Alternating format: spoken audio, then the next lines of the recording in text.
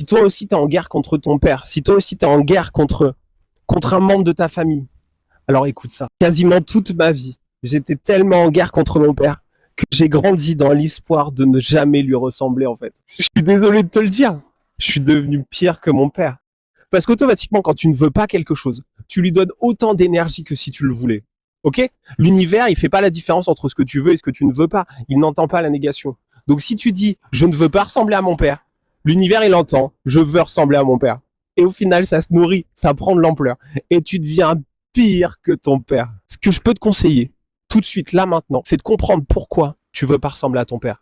Et surtout, qu'est-ce qui fait que, quel trait dans ton père fait que tu ne veux pas lui ressembler? Quel trait de ton père tu rejettes? Parce que les traits que ton père tu rejettes, eh ben, ils sont en toi. Par exemple, je voulais pas être manipulateur, je voulais pas être un menteur, je voulais pas avoir ces excès de colère, je voulais pas être dans le contrôle, je voulais pas. Et au final, j'étais tout ça. J'étais tout ça, en fait. Je voulais pas être instable émotionnellement et j'étais pire qu'instable émotionnellement, en fait.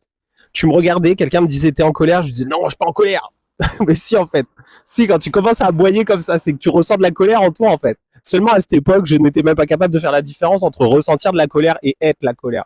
Parce que j'étais ce putain de bouillon de feu intérieur. Donc s'il y a bien un truc que je peux te dire, c'est que tout ce que tu rejettes, c'est rejeter une partie de toi.